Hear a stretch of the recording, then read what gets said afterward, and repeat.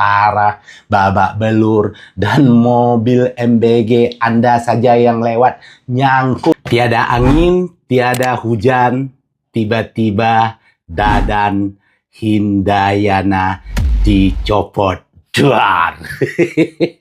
Alasan kenapa beliau dicopot sampai saat ini kita juga belum tahu. Ya, nanti kita tunggu saja rilis secara resmi dari pihak pemerintah. Kita selaku masyarakat bisa berandai-andai dong. Apakah mungkin Pak Prabowo sudah mulai buka-buka media sosial dan beliau kaget melihat banyak komplain dan masalah di MBG ini selama di bawah kepemimpinan Pak Dadan ini.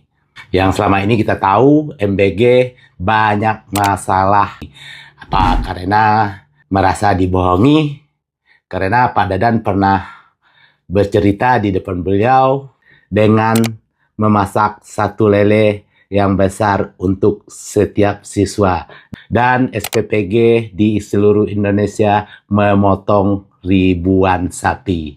Tapi setelah beliau lihat dan scroll di media-media sosial, ternyata MBG penuh dengan masalah. Akhirnya beliau dicopot. Nah, ini siapa tahu kan, ini andaian kita saja.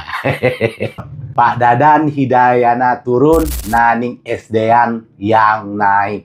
Netizen Indonesia pun langsung heboh. Ada yang bersorak, ada yang cuma geleng-geleng kepala sambil bilang ini cuma ganti sopirnya doang, tapi bus masih jalan ke arah yang sama. MBG-nya masih belum dibubarin juga sama presidennya. Jujur ya, selama ini gua itu kesel banget dengan berbagai polemik MBG yang muncul di bawah kepemimpinan Bapak Dadan ini. Makanya begitu ada penggantian, harapan saya dan netizen juga langsung melambung tinggi. Tapi ada juga yang memilih realistis, kata mereka jangan keburu senang dulu. Soalnya pengalaman banyak mengajarkan kita bahwa bobroknya pejabat di negeri ini, apalagi dikasih jabatan yang tinggi. Dan selama BGN di bawah kendali Bapak Ahli Serangga ini, entah kenapa gua itu kesel banget lihat wajah Bapak ini. Jujur ya, mantan kepala BGN ini sering banget bikin tensi naik. Dan beberapa hari yang lalu sebelum Bapak ini dicopot, beliau ini begitu nafsunya dengan proyek-proyek MBG-nya. Di Indonesia saja masih berantakan, tapi malah mau dibawa ke luar negeri untuk sekolah-sekolah anak Indonesia. Katanya demi pemerataan gizi. Pak, orang-orang yang tinggal di luar negeri itu orang-orang berduit. Bukan seperti yang tinggal di Konoha ini. Yang berduit cuman pejabat kayak Bapak aja. Nah, rakyat mah kais pagi, makan pagi. Udah deh, Pak. Jangan nafsu banget gitu. Benahin dulu dong yang di dalam negeri ini.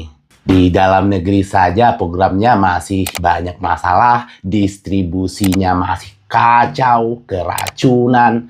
Nah, kenapa Bapak ini seperti terlalu nafsu memperluas proyeknya? Padahal pondasi di dalam negeri belum beres. Tapi MBG-nya terus digenjot. Yang lain mah bodoh amat. Coba lihat di daerah-daerah banyaknya jalan yang rusak parah, babak belur, dan mobil MBG Anda saja yang lewat nyangkut. Nah, kenapa nggak benahi yang itu dulu? Beginilah ironi negeri yang katanya menuju Indonesia Emas. Program makan bergizi gratis atau MBG terus dipromosikan sebagai simbol kepedulian pemerintah terhadap masa depan anak-anak Indonesia, katanya. Pidato para pejabat terdengar penuh optimis. Pokoknya anggaran triliunan digelontorkan. narasi besar demi generasi sehat demi masa depan bangsa. Dan ironisnya lagi, fakta di lapangan selain dari keracunan, mobil pengangkut MBG justru terperosok di jalan berlumpur di Tulang Bawang, Lampung. Nah, video kejadian seperti ini banyak nih beredar di media-media sosial. Terlihat kendaraan MBG nancep di kubangan berlumpur saat melintasi jalan. Kenapa nggak benahi jalannya juga? Nah, seperti ini Pak. Ban mobil tenggelam, distribusi sudah pasti tersendat. Dan disinilah ironi itu terasa nyata. Pemerintah bicara soal makan bergizi gratis, tapi akses jalannya bahkan belum layak dilewati. Negara sibuk bicara generasi masa depan, tapi jalan desa masih seperti kubangan sawah. Program modern, narasinya keren, tapi infrastrukturnya masih jauh tertinggal. Kadang kita sebagai rakyat cuman bisa geleng-geleng kepala. Jakarta orang debat soal visi-visi besar Indonesia maju. Lah, di kampung sendiri mobil bantuan saja kalah sama lumpur. Yang membuat kita makin miris, kejadian seperti ini bukan pertama kali. Jalan rusak di daerah-daerah terpencil sudah bertahun-tahun dikeluhkan warga. Kalau musim panas berdebu, kalau hujan berubah jadi kubangan. Tapi anehnya setiap musim politik datang janji pembangunan selalu terdengar mulus. Padahal yang dilalui rakyat tiap hari justru jalan yang tidak pernah mulus. Mobil MBG yang terjebak lumpur ini akhirnya seperti simbol. Simbol bahwa kadang pemerintah terlalu sibuk membuat program besar sementara pondasi dasarnya belum selesai. Karena program sehebat apapun kalau jalannya hancur, ujungnya tetap macet di lumpur. Rakyat tentu mendukung anak-anak mendapat makanan yang bergizi. Tidak ada yang menolak itu. Tapi rakyat juga bertanya, kenapa urusan paling dasar seperti jalan desa masih terasa seperti bukan jadi prioritas pemerintah? Sebab kenyataannya sederhana. Anak-anak tidak hanya butuh makan bergizi. Mereka juga butuh jalan yang layak, akses sekolah yang mudah, transportasi yang aman, dan pembangunan yang benar-benar sampai ke desa.